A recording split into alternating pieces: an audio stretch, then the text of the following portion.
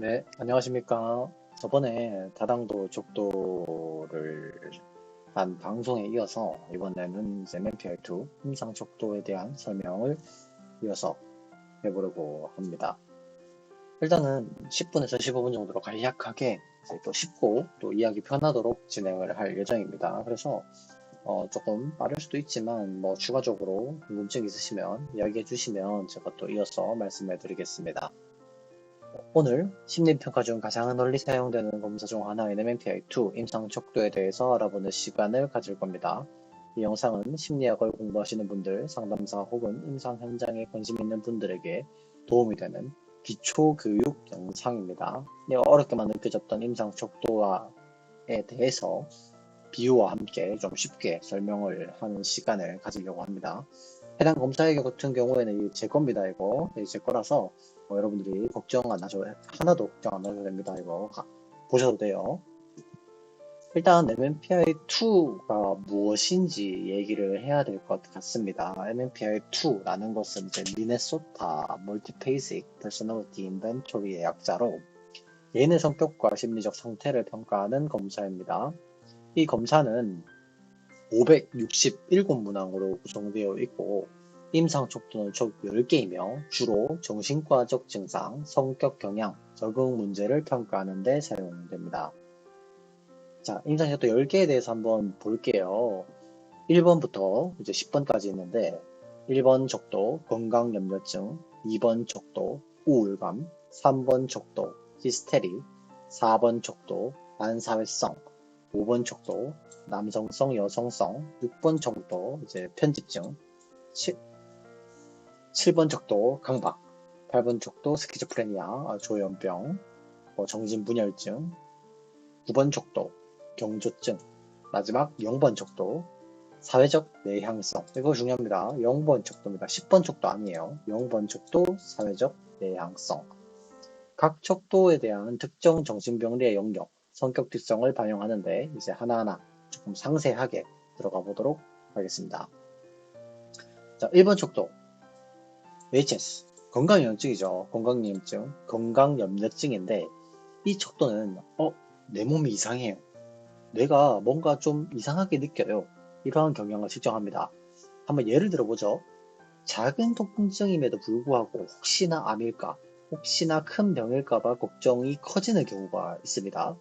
감기에 걸렸는데 이거 폐렴인 것 같아 하면서 병원을 검색하고 뭔가 막 전전긍긍하는 그런 스타일인 사람이죠. 이 점수가 65T가 넘는다면 굉장히 이러한 신체 변화에 민감하고 또 심리적 고통이 신체 증상으로 표현될 가능성이 크다는 것을 시사합니다. 2번 척도입니다. 우울감. 사실 쉽죠. 디프레션, 우울은 무기력, 우울감, 자기비난을 반영합니다. 조금 삶이 회색처럼 느껴지고 어떤 일도 즐겁지 않은 마음의 감기 같은 상태입니다. 에너지가 없고 아침에 일어나기도 힘들고 또 자기 자신이 싫어질 때 이 척도가 상승한다고 볼 수 있습니다. 임상적으로 우울장애나 적응장애 혹은 무기력증과 또 관련이 있다고 볼 수 있겠죠. 3번 척도. 잠시만요. 자, 3번 척도. 히스테리입니다. 정도 색깔이 노란색이네. 자, 히스테리 같은 경우에는 저 같은 경우에는 이거 65T 요 기준에 사실 부합하지가 않아요. 저는 정상인이니까. 3번 척도 같은 경우에는 히스테리입니다. 히스테리. 여기 45T죠. 46T인데 이게 히스테리라는 것은 감정이 힘들 때 몸으로 표현하는 사람. 여기에 해당돼요. 내가 감정적으로 굉장히 지치고 힘든 상황인데 이걸 몸으로 표현하는 거예요. 예를 들자면 스트레스를 받을 때 갑자기 막 배가 아프고 숨이 안 쉬어지고 발 거 괜찮아 보이는데 속으로 힘든 감정을 억누르고 있는 사람, 웃는 얼굴 뒤에 눈물을 감춘 사람, 이러한 사람들이 여기 65T에 넘는다고 이야기할 수 있습니다. 4번 척도 PD, 반사회적 성향입니다. 요거는 규칙이나 권위에 대한 저항감을 나타냅니다.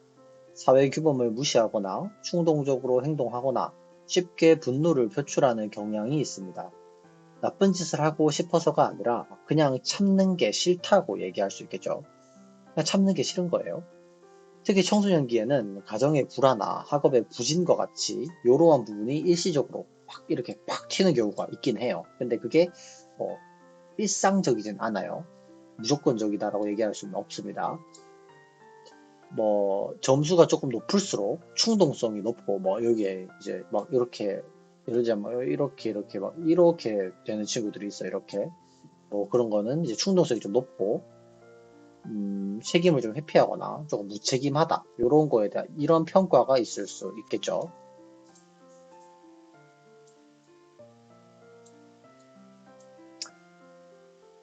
5번 척도입니다. 자, 5번 척도 같은 경우에는 자, MF죠. 맨 피메일입니다. 남성성, 여성성인데 이 척도는 성 역할에 대한 정체성을 평가하기 위해서 만들어졌어요. 만약에 이렇게 이렇게 튀었다.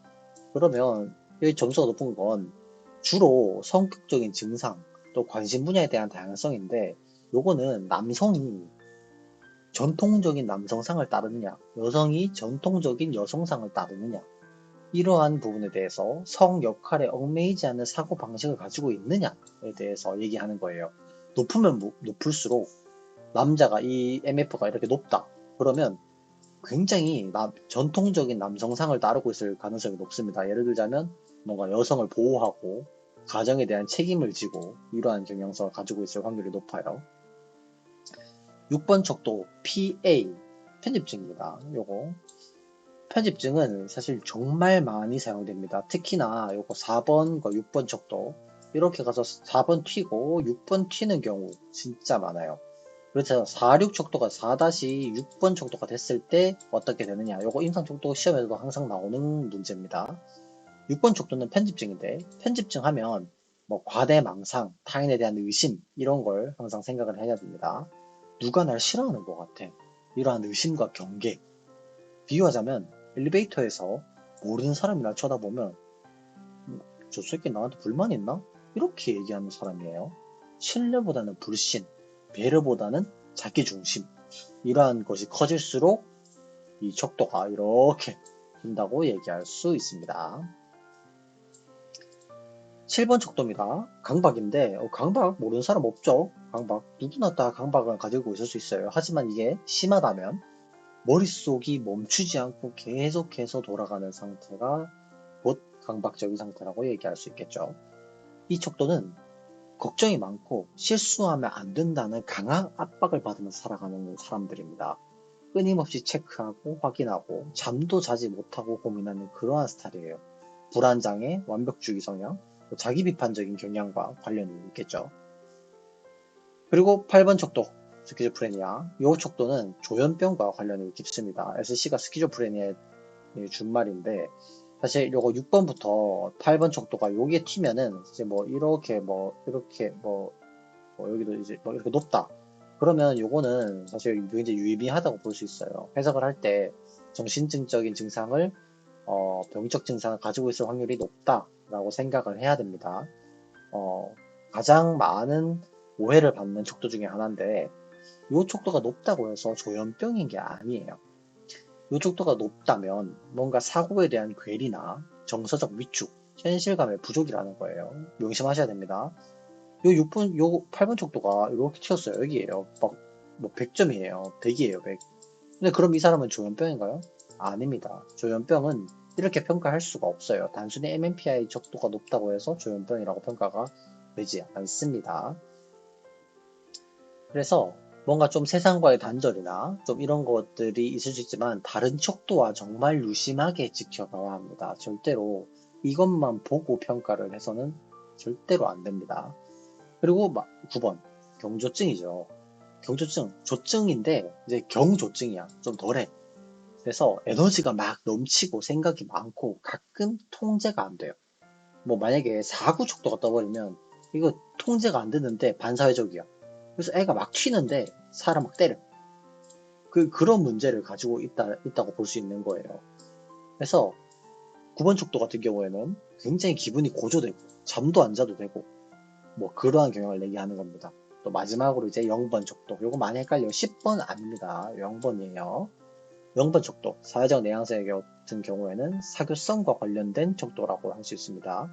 점수가 높을수록 혼자 있는 걸 좋아하고 말수가 적고 소극적인 대인관계를 선호합니다. 요 같은 경우에는 이제 뭐 INTR, 내향성과 정서의 내향성, 뭐 부정적 정서증 이런 것들이랑 이제 재구성 인간성, 뭐 성격표를 오해를 했을 때 조금 같이 볼 수 있는 그러한 평가예요. 비유하자면 조용한 도서관 같은 사람. 반면에 점수가 좀 낮다면 외향적일 수 있고 친구들과 함께 즐기는 스타일일 수 있겠죠. 사실 우리가 이제 봤는데 이게 정답은 아니에요. 사실 이 임상 척도를 가지고 굉장히 많은 걸 볼 수 있는 건 맞습니다. 하지만 MBTI 검사를 왜 하겠어요? 요 보충 척도, 내용 척도 요걸 다 비교를 해봐야 되고 심지어 여기 밑에 요거 검사, 요거 전체 기준 파악 안 하는 사람 너무 많아요. 근데 요거 다 봐야 됩니다. 다 비교해봐야 되고 다 확인해야 돼요. 이거 무조건 봐야 됩니다. 임상소 척도에서 D1, D2 요거 튀었다. 어느 게 요거 튀었다. 권위부라. 권위에 대한 도전 너무 싫어. 요거 전수 소했죠. 이거 튀었다. 사회적 회피 튀었다. 요거를 계속해서 봐야 됩니다. 그래서 오늘 이렇게 10개의 MMPI2 임상 척도는 각각 심리적인 증상이나 경향, 적응 수준을 보여주는 중요한 지표입니다. 각 척도는 단독으로 보기보다는 전체적인 프로파일이나 타당도 척도, 그리고 개인의 삶, 이런 것과 함께 해석을 해야 합니다. 그래서 심리 검사는 단순한 점수 그 이상이에요. 내가 65T예요. 아니에요. 65T라는 숫자가 담고 있는 수많은 의미를 우리는 알아야 한다는 것입니다. 오늘은 이렇게 한 12분 정도만 짧게 이야기했는데 뭐 또 궁금한 게 있으시다면 또 언제든지 물어봐 주시면 되겠습니다. 네, 감사합니다.